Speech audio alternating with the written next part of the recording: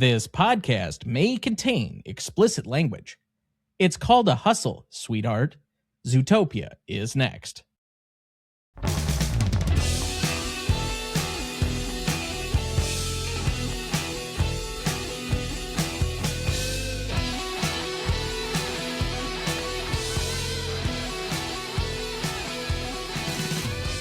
Welcome to the Greatest Movie of All Time podcast, the show that uses a unique grading style to redefine what the greatest movies are. I'm Tom Duncan.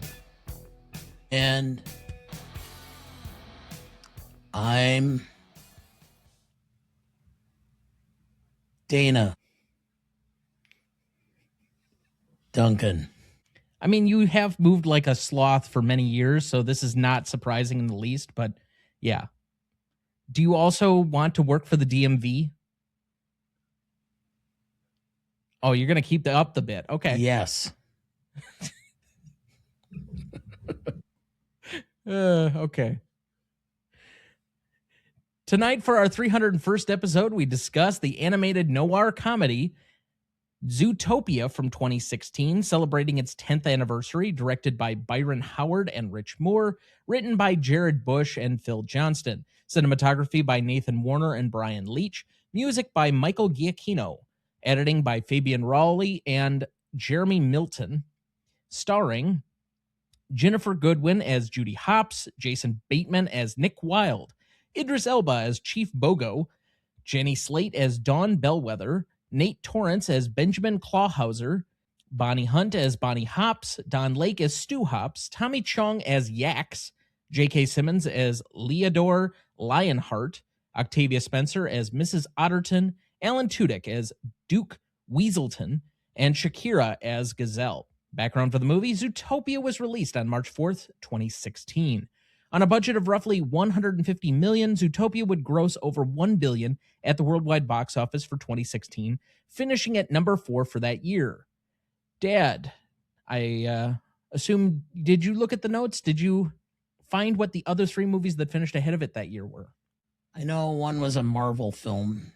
Technically, they're all sequels. I'll give you that. Yeah. And yes, one of them was a Marvel film.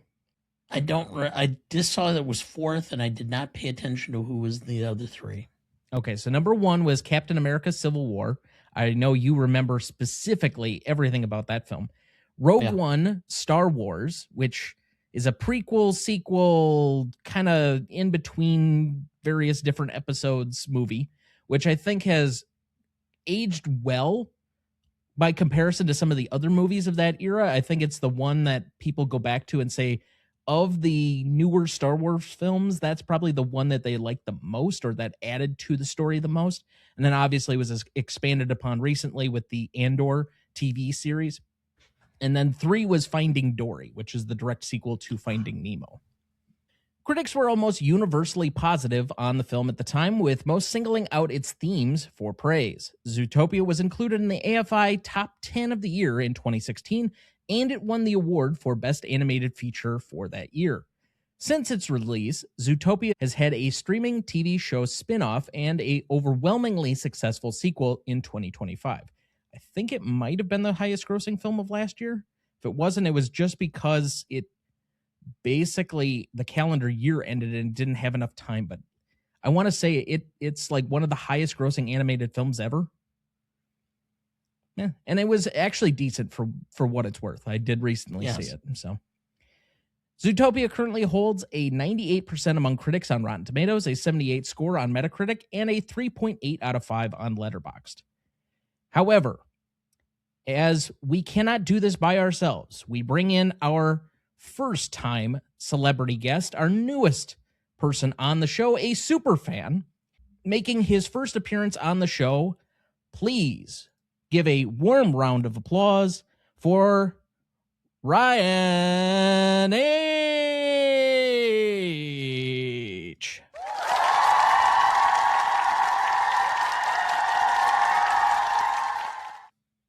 Hello. Welcome. Thank you. Glad to have you on the show now, finally. I've heard many things about your listening habits and your being a fan of the show. I guess if we were to slightly do some interviewing here, it's very rare that we've talked to people that are actually fans of the show. Is there anything in particular that you or that has drawn you to us other than the fact that you obviously have a relationship to us through your parents working for the firm? Well, I like the movies you guys review, like Heat of the Night, stuff like that. Sure. Okay. That's a surprising one to pull just like randomly. Is that like a favorite of yours automatically, or is, I don't know. I mean, not many kids your age, and I know that you're, under 18. I won't reveal exactly what age for your own safety and protection, I suppose, but are watching films from the 1960s. I prefer MASH, but that's a show. Fair enough. But that's also the 70s, is it not? I think so. Yes. Okay. So Heat of the Night is as old as my wife. Yeah, that's very true. 1967. Yep.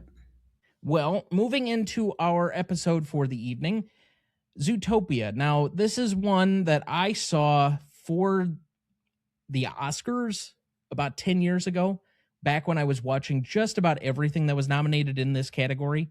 I've since kind of stopped, especially because I think over the weekend, Dad, you and I watched about 25, 30 minutes of K-pop Demon Hunters, and we're like, okay, we get it, but I don't think we really need to go much further than this. True. Yeah, I just need to basically understand why people think it's popular and then move on because, oh boy, that is not for me. That is not made with me in mind at all. The songs are catchy. I'll grant it that, but everything outside of that, I don't really need that in my life. But Dad, had you seen the film at all before? No, I had not. This is a first-time watch. Actually, for the Oscars, I watched Zootopia 2 before I watched Zootopia. Fair enough. Now, Ryan, you had said before we kind of started here that you'd watched it a couple of times. What's your recollection of the film? Is it something that was kind of a favorite of yours, or just something that you'd seen a couple of times and whatever? Seen a couple times, whatever. Okay. Never thought it was all that great. Watching it now is pretty good, actually. Yeah, I think it holds up well, actually, from an adult perspective, maybe more than for kids, because it's got a lot of deep themes. One of the themes that is obviously like right to the forefront is the way that certain animals interact, because they're supposedly trying to forego their animalistic nature. I think that's the conceit or the premise of the movie, is that they're all living in this semi-harmony in a kind of humanistic state. They all act like humans, more or less, and are doing human jobs, etc. But because of that, the differences between different animal types and their predator versus prey status brings in a lot of stereotypes and prejudice into the film that I think is built out in the thematic elements here. So, Dad, let's start with you. Do you think this is an adequate, analogous context for the prejudice and stereotypes that are presented in the film? I do. It took me back to my college sociology classes, and we did a unit on eugenics, which is the study of race and how you can manipulate race and etc., and selective reproduction and such to create genetic superhumans and such. Nothing like discussing race among 3 generations of straight white males on this program, but we can't do any better than that. But I would say it's kind of like our discussion a few weeks ago when we did Invasion of the Body Snatchers, and we were talking in that discussion to open up how good science fiction can translate certain things that are, because of the analogy, we can discuss deeper topics and deeper questions in a way that we can't always do if we just bring it to real life. It takes a certain level of fantasy to allow us to look at ourselves in a deeper way. And I think one of the reasons why this movie has resonated with critics as much as it has, to the tune of the 98 scores on Rotten Tomatoes and Metacritic, is that it's taking some very deep topics and through the use of animation, it kind of softens what would otherwise be a very edgy topic. And it's not just racism and stereotypes, but it also exemplifies political manipulation of the subject for political purposes. Certainly, there's a lot of governmental or political corruption running through the course of this movie. I think that's at the heart of it. But before we get too much further on what the film is actually about, do you have our plot summary ready for us? I do. Zootopia is an animated comedy about a city where animals live and work just like humans. The story follows Judy Hopps, voiced by Ginnifer Goodwin, a small-town rabbit who becomes the first bunny police officer in the big city of Zootopia. Judy is excited to prove herself, but she quickly learns that the job is harder than she expected. When several predatory animals go missing, she volunteers to solve the case, even though no one believes she can handle it. To crack the mystery, Judy teams up with a clever but untrustworthy fox named Nick Wilde, voiced by Jason Bateman. As they follow clues across the city, they uncover a conspiracy that threatens the peace between predators and prey. Thank you. Now, the film to me is about a lot of things, but since it's taking on these deep moral topics and examining them through a softer lens, Ryan, I don't know if you've covered in school yet much political philosophy, but have you heard of either Rousseau or Thomas Hobbes? I have not, but we have covered early 1700s and Revolutionary War politics. Sure. Okay. So, Dad, if I were to bring in Hobbes and Rousseau into this situation, what would you think I might say? Since you love political philosophy. Yeah. Kind of like I love to have foot fungus. Doesn't everyone? Apparently. The movie is about the social contract. It's betraying our state of nature so that we can live in harmony with one another by foregoing our baser instincts and our pure sense of liberty for a more restrictive version of liberty, but in order to have a functioning society. Because if you allowed everybody to have the capability to live out their entire freedom, to that extent, everybody could murder everyone else, because then you'd be the only one left. In a society, you do have to forego certain things in order to live within the boundaries and the rules that are given there. And that's very much what this film is about, at least to me. Okay. All right, Dad, come on in. Well, okay. The social contract. Okay, I understand all that. And to some extent, yes, I studied it. I didn't like it, but I studied it. And I think to some extent, the social contract really is more Locke, because that's really what. Yes. No, this particular case, this is more Locke, which is establishing. Locke never talked about a social contract. Rousseau explicitly titled his book The Social Contract. I understand, but Locke at least put parameters in place of how people will behave and establish a working government. Locke was much more realistic. Rousseau was live in the sky, whoopee,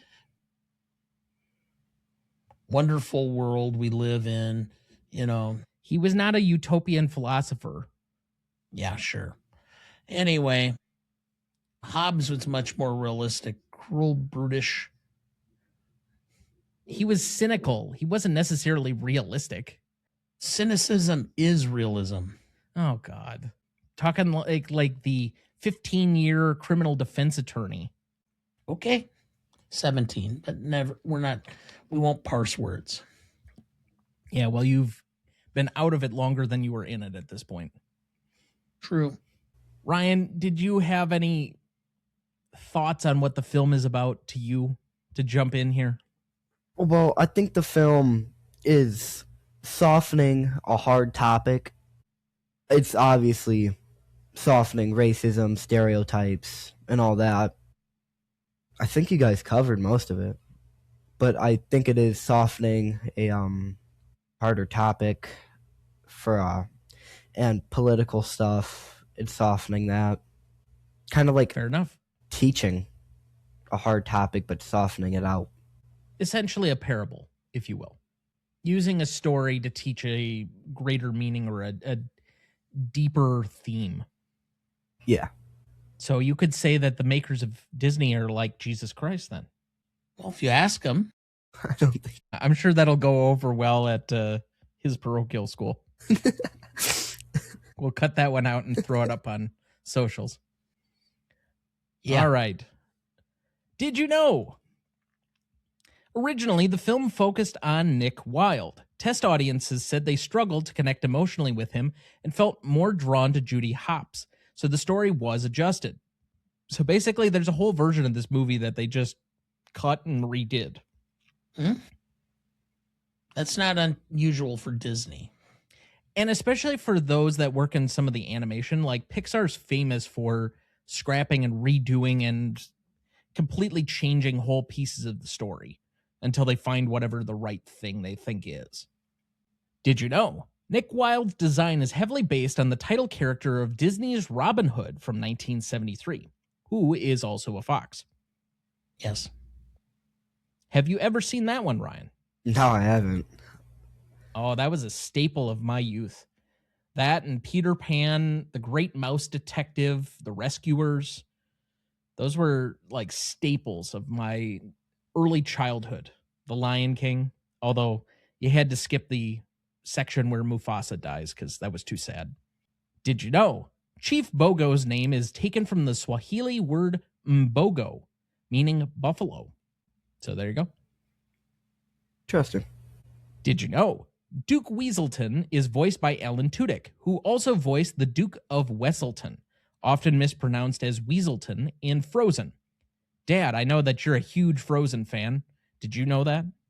No, but I knew Alan Tudyk was involved in a lot of these films. That is true.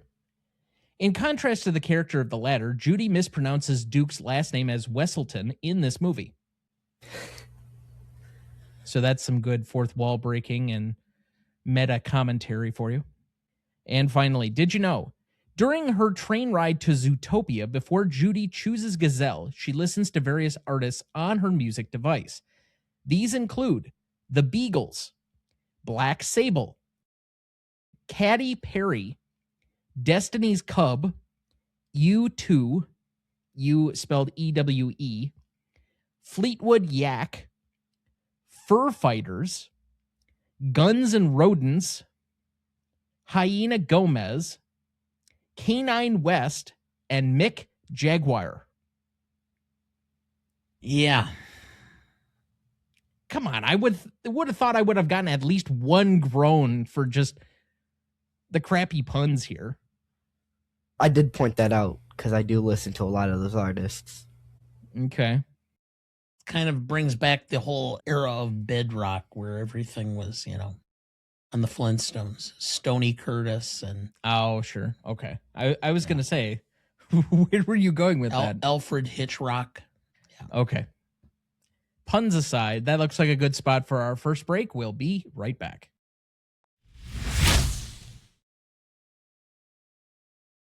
Before we jump back into the episode, next week for our 302nd episode, we welcome our returning celebrity guest, Kristen Battistella, to the show to discuss the classic Western The Searchers from 1956, celebrating its 70th anniversary. Directed by John Ford, written by Frank S. Nugent, cinematography by Winston C. Hawk, music by Max Steiner, editing by Jack Murray, starring John Wayne, Jeffrey Hunter, Vera Miles, Ward Bond, and Natalie Wood. You won't want to miss that one, so watch ahead of the show by searching the Real Good app to find where it's streaming for you. That's REELGOOD. Since our guest has nothing to promote tonight, we'll just skip right ahead to best performance. Dad, who did you have down? I had a hard time differentiating these, but I had Byron Howard and Rich Moore, but I also had Jared Bush and Phil Johnston. The story itself is what I really thought was the best performance overall. But considering that the directors promoted or pitched several ideas and set the template for the story itself, and then the writers took it from there, I had a hard time differentiating what part of this was written by whom and how it was created. So I'm going to give best performance to all four for ultimately how the story was developed and adapted. I think that I have some criticisms that I'm sure we're going to go through for the story overall. I think it is a good piece of narrative, and it's doing a lot to analyze a very difficult topic through some rather familiar genre forms. Like I mentioned kind of in the lead into this that it's somewhat of a comedic noir caper kind of thing. I mean, it's got the detective story as the background. It's kind of got some noirish elements without it being black and white, which usually isn't done in an animation setting, but it makes it feel somewhat familiar. And so the story is much more easily digestible. However, I think there are some nitpicks that I have with that, which we'll get to. But for me and my money, I went with Jason Bateman. I think he carries a good portion of this film. He's supposed to be somewhat of an anti-hero, but he's likable. He's not exactly a protagonist. He's not an antagonist, but his appeal at the center of the movie has to be one where you initially like him, then you dislike him, and you're kind of pinging back and forward. But he also provides some of the emotional undercore of the film, which, yes, you can pin part of that on the story and kind of the story making, but I think within the voice acting that he's trying to accomplish here, you can see some of the vulnerability, but you can feel a lot of different things within this performance. And so for overall, I thought he was the strongest for my money. Ryan, who did you have? I have J.K. Simmons as the first mayor. I think, at first he's a great mayor, great guy, but then towards the end of the movie he becomes corrupt and things like that. And I think he really shows the nice and bad side of politics and how people can really be off camera. And he really brings out that voice aspect you're looking for. Sure. I mean, obviously, J.K. Simmons has been a voice actor for a very long time, and he's a somewhat recognizable voice anymore, given the amount of various commercials and other things that he's been a part of. But sounds a lot like the yellow Eminem to me, but I don't know. Yeah, from a long time ago. He hasn't done that in probably 10 years at least, I would say. I thought he was still doing it. No, he hasn't been doing it for a very long time. But anyway, now the mayor, I guess Mayor Lionheart in here, presents an interesting scenario. He is trying to minimize the danger that is to the public, but he's doing it under a cloak and dagger type of situation instead of being transparent. I guess since you brought it up, Ryan, this reminds me a little bit of kind of the public messaging around COVID, which I don't know how much you want to relive that era of a difficult time growing up in that. But there was so much that the public felt like they didn't know about the situation ongoing at the time.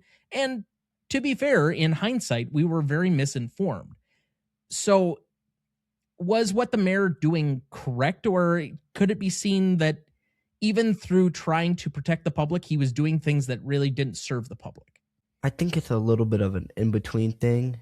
You can obviously see he was trying to help the public, but I think transparency would have helped a lot with that. The problem ultimately is, if I may point out, who gets to decide it? I mean, transparency allows the public to make that decision of what they should or shouldn't know.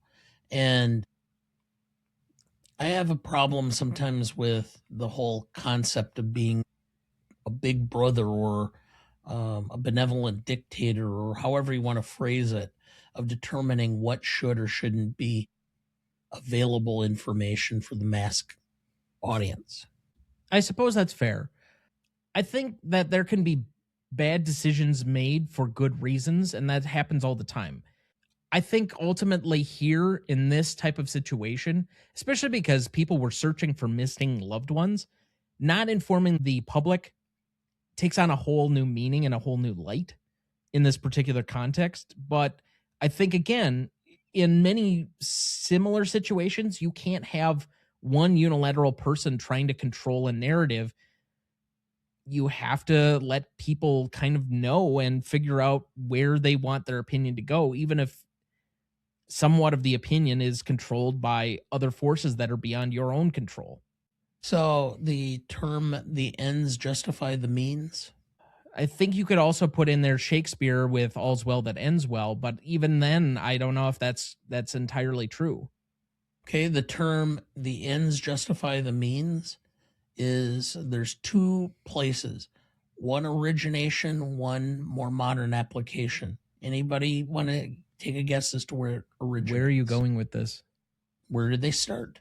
Why does it matter? Because I think it makes a difference. I have no idea.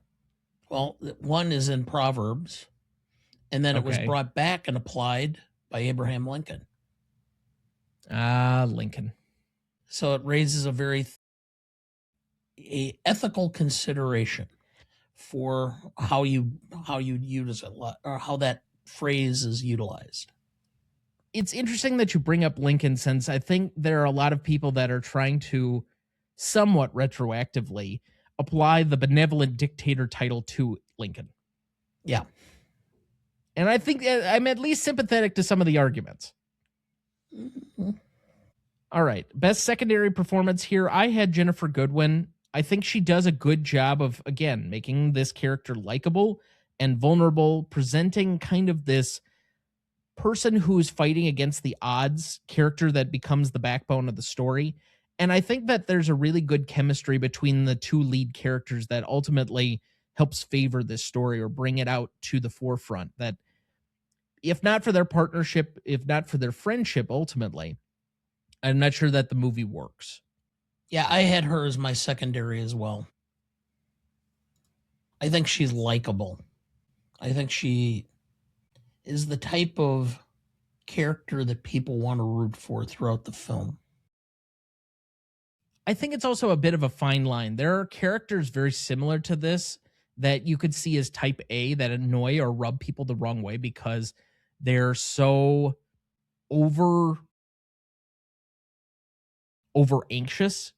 Like they push their anxiety or their planning, their organization, their desire, their ambition on other people, and that becomes kind of grating. But I think they do a good job of pushing her up to an edge, but then recognizing that she has her own flaws or her own failings and bringing it back from that point.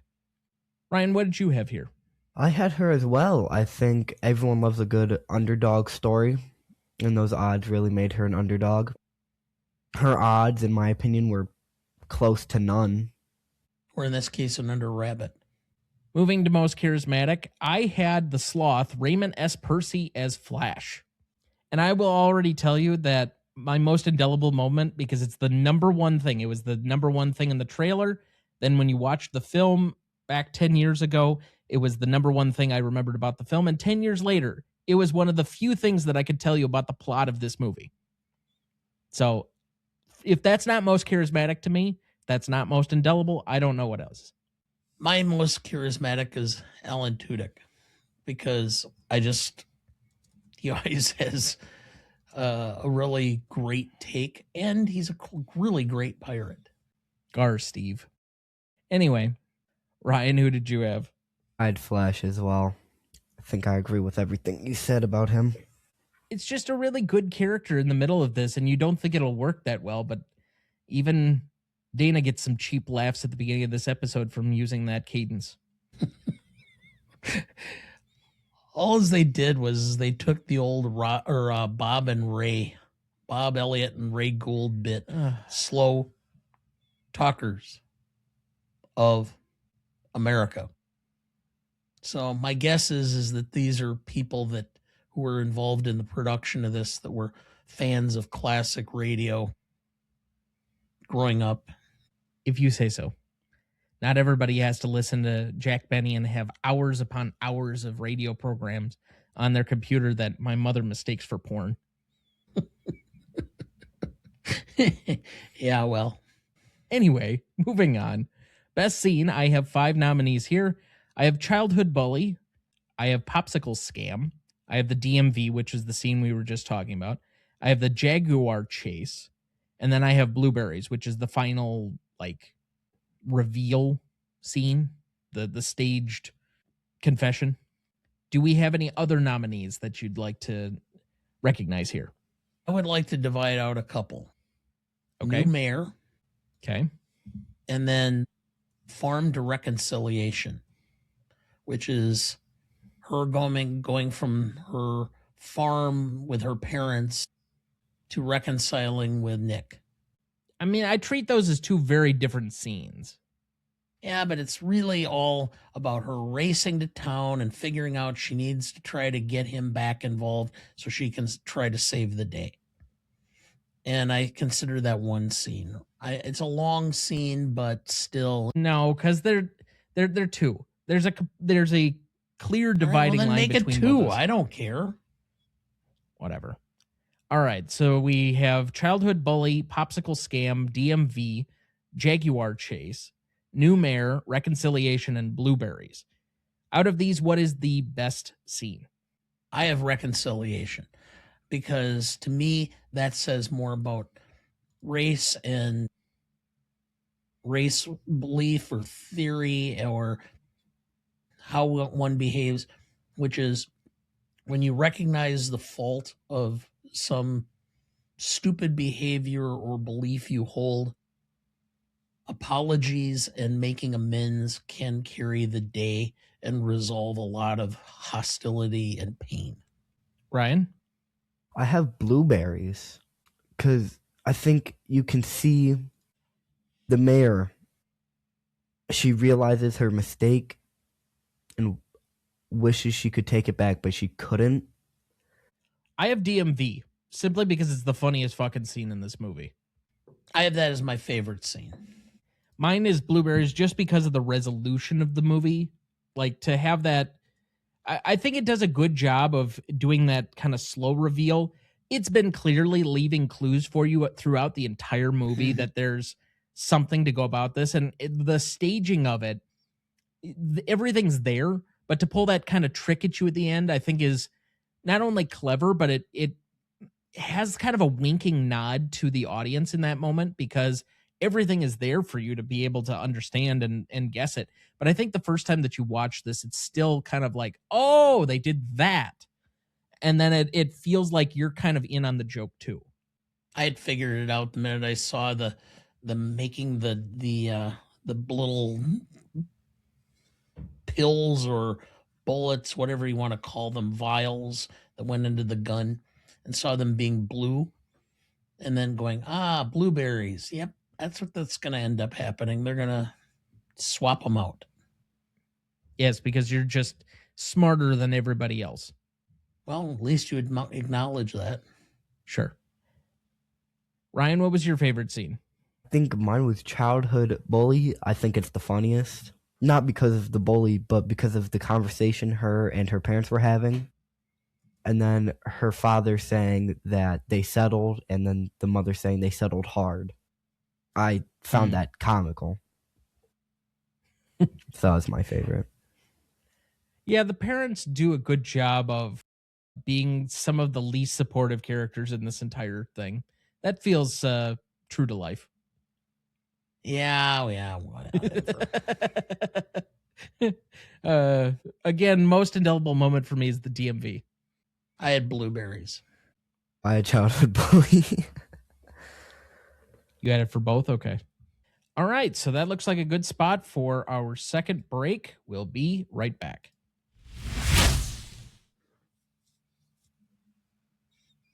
Before we jump back into the episode, and before we get to the Stanley Rubric in a minute, if you're ever curious about our master greatest movies of all time list that has every graded movie we've ever discussed on the show, there's a link in the episode description of every episode of this show, or you can go to RonnieDuncanStudios.com and find it as the top entry on the greatest movie of all time podcast show page.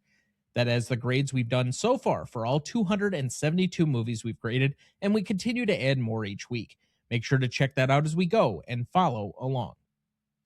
Dad, do we have anyone to remember this week? Yes. Eric Dane, 53, American actor. Grey's Anatomy, The Last Ship, Euphoria. Billy Steinberg, 75, American songwriter. Like a Virgin, True Colors, Eternal Flame. Frederick Weissman, 96, American documentarian. Titicut Follies, Ex Libre. Tom Noonan, 74, American actor. Manhunter, Heat, Last Action Hero. So, in between seasons 2 and 3 of Euphoria, he is the second major character to have passed away, along with Angus Cloud, that has passed away in the interim, waiting between seasons 2 and 3. But, Dad, do you have any idea what Euphoria is? No. Okay. And, Ryan, have you ever seen an episode of Euphoria? I hear it's popular among the younger age crowd. No, I've watched an episode or two of Grey's Anatomy, but not Euphoria. Okay. I have never personally watched Grey's Anatomy. I really never felt the urge to watch it, but that's fair. He was not a significant character on the show, but he did have some reoccurrence. He was Jacob Elordi's dad in the series. And that show, I think, is coming back for its third season, given how much all of the actors or people in it have exploded into bigger and better careers. It's kind of amazing that they were even able to do another season of it, but I believe that's coming back in the next couple of months. As far as Billy Steinberg here, I don't know him personally, but all three of these songs are fairly like chart-topping songs that I've heard of before. Have you heard of any of these, Ryan? I have not. I usually stick to my normal artists. Such as? Queen, David Bowie. Oh, classic rock. All the way up to the 1990s I listen to. Not far off, though, from that time frame. Like a Virgin was Madonna. Yep. True Colors was... why am I drawing a blank? Yeah, I can think of her. Yes. She's been doing a commercial Cyndi for Lauper. Cyndi Lauper, and then Eternal Flame was the Bengals. Bangles, I think it was, with an A. But all songs of the 80s. Yep. So, early 80s. So when I was in high school. Yes, that's a long time ago. Yeah. Ancient times. Very much so. But either way, we used to tie our dinosaurs up in the back of school. But we recognize these here fondly for their contributions with a moment of silence in their honor.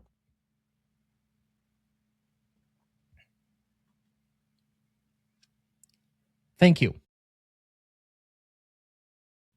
All right, let's go to best funniest lines. I will start with Chief Bogo.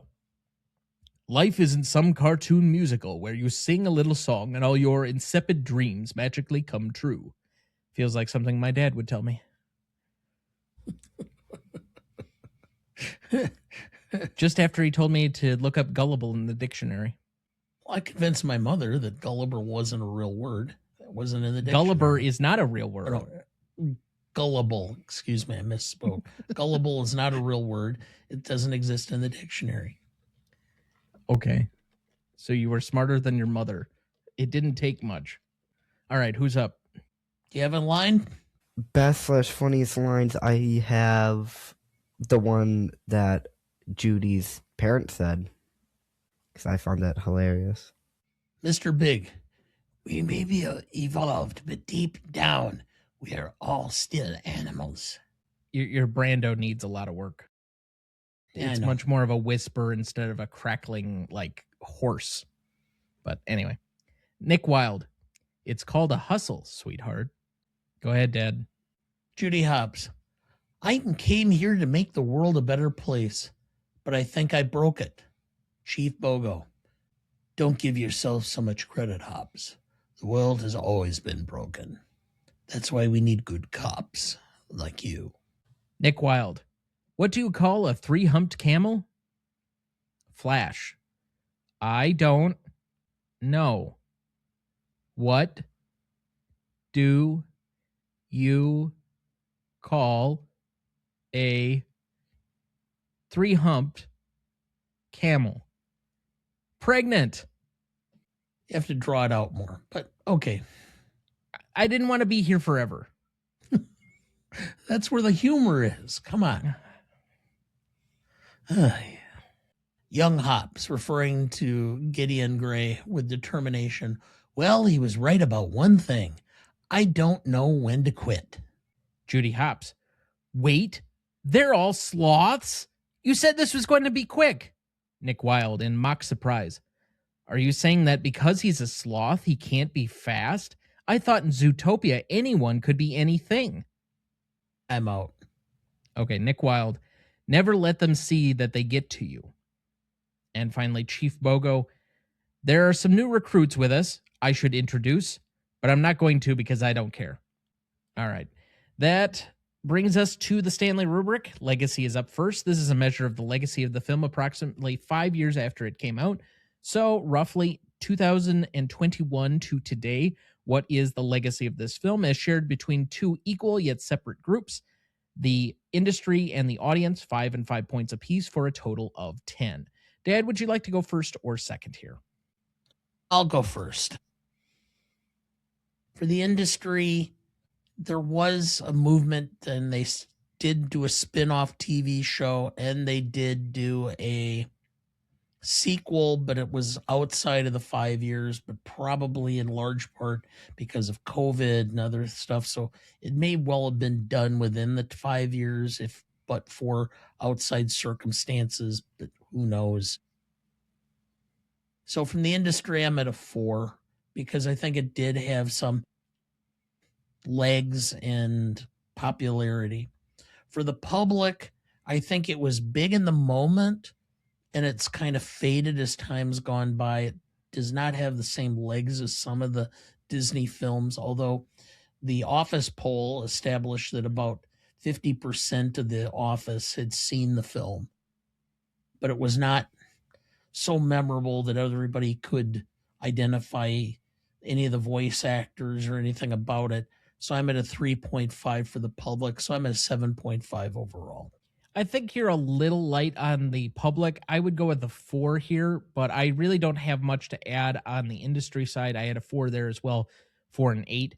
I guess my overall argument why it's just a little bit more popular is buoyed on the backing of that the sequel did ridiculously well. Now, I think a lot of that has to do with the fact that it was to the Chinese market and it sold a Southeast Asian actor or voice actor as a significant component of this last film. And traditionally, whenever they've been able to open up the Chinese market for something, it usually does sell a ton of tickets. So I think that's part of why the success of that ended up being as large as it became, because I don't think domestically that the film, like, it wasn't a flop, but it wasn't on the same level of some other recent Disney classics. Let's say, like, Encanto was a bigger deal, and Frozen is obviously a much bigger deal for the Disney animation side of it, as opposed to Pixar, because right now Pixar feels a little bit stagnant, with the exception being kind of Inside Out 2 and some of its other legacy sequels. Like, obviously we have a Toy Story 5 coming this year. So overall, I'm still at an 8, but I don't think there's a ton of difference between the two of us. Whenever you're ready, Ryan. In total, it was a good film. Really good film. I'd give it like a 6 or 7. Of course, I'm joking. I'd give it like an 8. Yeah. Okay. So that is a 7.83 average between the three of us. Let's move to impact and significance. This is a measurement of the same basic proportions as the previous category, except instead of measuring it from the 5-year mark after it was released until today. We are measuring the initial 5 years, still 5 and 5 points apiece between the same two groups, the industry and the audience. I have this at 4.5 for both categories.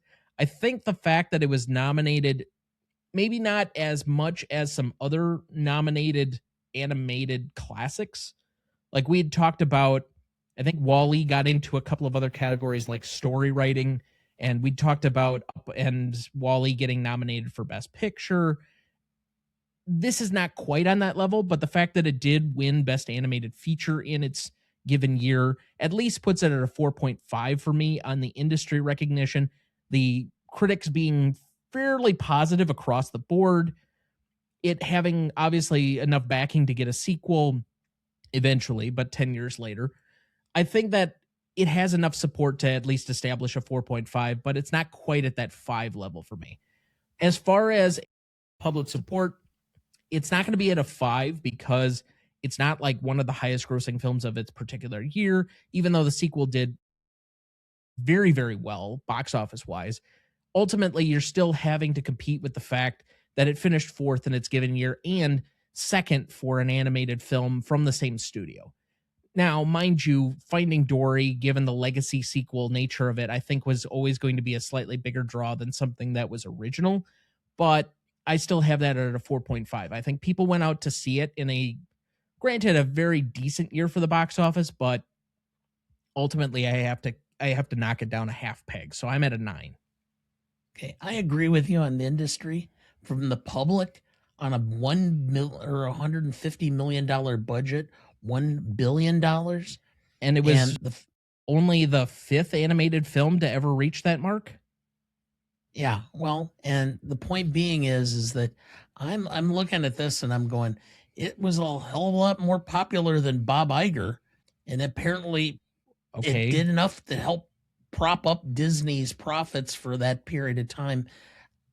I've got to give it a 5 on that because I think it's, I mean, the ratio of box office and popularity at the time in comparison to other, yeah, sure, it wasn't even the biggest of that year, but still, I mean, those were 2 blockbusters that were in the arsenal of Disney, providing a basis for them and a huge profit.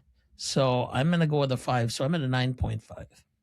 I'd give it also a 5. I know nothing about box office, but bringing a $150 budget to $1 billion is pretty impressive in my opinion. It was a pretty good movie, so I'd have to give it a 5 too. Okay, and for industry? Well, yeah, I'd have to give it, yeah. I know nothing about industry either, but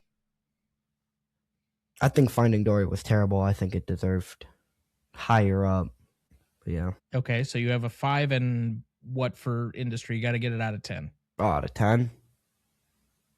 4. Okay, so you have a 9. All right. So that's a 9.17 between the three of us. Novelty for this one. This is a measure of anything original about the film in its totality. It could be about the story, which is usually where we apply it, but it could be in a lot of other places as well. And then the execution for the film as a whole, all the technical aspects, all the acting, etc. How does that impact the movie overall? 5 and 5 points apiece between those two subsets of this one category for a total of 10. I guess I will go first here because, Dad, you usually lead off the next category. I would say from an originality standpoint, it feels a little fresh, but it is still borrowing from some fairly familiar genres in order to make, I think, a hard topic softer, as we kind of mentioned early on in this discussion. I think that it's borrowing from detective stories. It's borrowing from some noir elements. It's certainly borrowing from science fiction fantasy for a lot of the film and its storytelling elements by humanizing a lot of the characters and then bringing in some of the biological. I think that's creative enough to give it a 3, but I stop about that point. However, I do think this is a fairly well executed film. The only critiques that I would have is that I think the story is a little bit too clever at times and a little bit more convoluted. There are parts in this story that it feels like it wants to tell one story, but it's also weaving like multiple different narratives throughout. So are we focusing mostly on the racism aspect? Or are we focusing on the beat cop aspect? Or are we focusing on overcoming adversity and challenges? It just doesn't, for me, seem to narrow in on one thing, and it tries to accomplish a lot without the most focus. And so I'm going to dock it just slightly, and I'm going to say this is a 4 for me. So I have a 7 overall. All right. For originality, this is Lethal Weapon meets Bugs Bunny meets Mississippi Burning. I could follow you up until the last one. Well, I couldn't think of a traditional racism. Okay, how about Heat of the Night? Sure. Okay. So it's not that unique. So I'm at a 3 for originality. Well, hold on. It did, and I'll go with 3.5 because I think it does. The combination is good. But putting it in this medium, this delivery system, and this genre of animation, like ultimately I went with a 3. So my score is technically lower than yours at this point. But I would just say that don't limit it to whether or not the story has been done, but whether it's been delivered in this way and to this intended audience then. Except that you have other buddy stories that are animated as well. So well, okay, sure. But then we're going, like, you can't tell me that you're fitting Finding Nemo and this into the same story just because they're buddy films. No, because there's other aspects. So I've already laid it out, and I'm higher than you. So I don't know what you're complaining about. I'm not complaining. I'm asking you to be consistent. Oh. So you're pointing out my inconsistencies because I'm higher than you? Yes. Okay. What are you, a federal judge now? Makes perfect sense to me. If there's no harm established, then it must not be a problem. No, if I was a federal judge, I'd just go, well, your opinion is irrelevant and I don't need to consider it because I'm better than you. But anyway. No, that's fair. Yeah. So anyway, going on to the other portion of this, which is execution. Yeah, it was well executed. I liked the story. I liked the combination. I liked how it was presented. I think it was done well. It was done to entertain children, but it had a meaning, and it gave an opportunity for parents to use the opportunity to have good in-depth conversations with their children about inclusion, tolerance, respect. So I'm going to go with a 4.5. It was a little flawed because there were certain parts that were not perfect, could have been done better or been a little less heavy-handed at times and a little less obvious at times. So I'm going to go with a 3.5 and a 4.5, so I'm at an 8. For originality, I'd give it a 4. I don't think I've ever seen a movie bring animation and kid stuff into racism and stereotypes and things like that. So for originality, I'd have to give it a 4. Okay. And I think it was executed really well. The story was great. Again, kid and hard meaning into a show is hard to execute, and I think they executed that very well. So I'd also give that a 5. Okay. Well, that makes the math simple. That's going to be an 8 average between the three of us. Let's move to Classicness, which I would say anytime we do one of these more recent movies, it's always difficult to really get a great Classicness score because we can't add on some of the points that we normally do. This category is usually made for movies that are much older, at least a few decades, and have some age spots on them. But in this case, Classicness is derived to be about how well a movie has aged or not. And as such, we start, instead of our normal baseline being in the median of a 5, at a 6 here, because it's easier to take points off than it is to add points on, particularly for a newer film as we've had right here. So with that, this category lives in the gray, and we turn it over first to our senior, and I put an emphasis on senior here, nuance correspondent, Dana. Yeah. Anyway, let's start with the fact that we have a small, diminutive character who is a woman or female character, which is unique. So that in and of itself is a point up for me. It does hold well because not only is it talking about issues of tolerance and intolerance and acceptance or non-acceptance of race, but it also points out how easily people can be manipulated by political means along those lines. So I'm giving that full point up for that as well. So I'm at an 8. I have the same score for basically the same reasons, so no need to belabor the point. I'll go with an 8 as well. I have an 8 for the same reasons too. All right, so that makes it an easy 8 average between the three of us.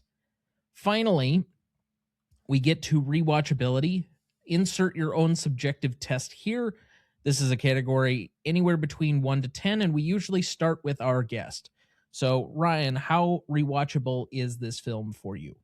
Very rewatchable. I think it's an entertaining and funny show, and also teaches, racism stuff. So I think it's very rewatchable. Okay, so how would you assess that 1 through 10? I said 9. Okay. I would possibly go higher than the number I'm going to give. And the only reason I'm giving the number a little lower than I normally would is that it's a film I would encourage people to watch. I would like to watch it again myself, quite frankly. But getting others to watch is going to be a little bit more difficult because it's considered a children's movie and animated. So it's going to be a little harder to get people to rewatch. But the point of the film and how it was portrayed is such an extent that I think it minimally needs a 7, and that's where I am. And that's where I am as well, for basically the same reasons. Ultimately, I think that animation is often dismissed as an art form, and particularly as a film form, when I think there's a lot of good animation for adults that has been done. We've done some very good animated films on the show, and I think that what's been proven over time, even though it may be translatable to children, movies like WALL-E, I think, have much deeper themes than even children can understand in the time, and I think it's a much hittier film. Soul is another example of that. Inside Out. Yeah. They're all films that can be translated to children, but they're also there as just purely good forms of art that can be understood deeper by the parents that are taking the children. It's not like Frozen, where it's just catchy songs, or for that matter, K-pop Demon Hunters. And so by that extension, I do think that you're going to have a hard time introducing people, but I think once they've seen it, to me, I would think this is less of a sell for parents to rewatch this film than it is to watch Frozen or Encanto for the 100th time. And so I end up at the same 7 that you have. I know this will be hard for you to fathom, but I think it's a little bit more rewatchable than, say, Peter Pan, which has certain race problems. It is not a movie that has aged well, no. So that takes us to our final category of the evening, audience score. For this one, we had an 86% for Google users and a 92% for Rotten Tomato users, giving us an 8.9. So to repeat the categories, we had a 7.83 for Legacy, a 9.17 for Impact and Significance, an 8 for Novelty, an 8 for Classicness, a 7.67 for Rewatchability, and an 8.9 for Audience Score, giving us a final total of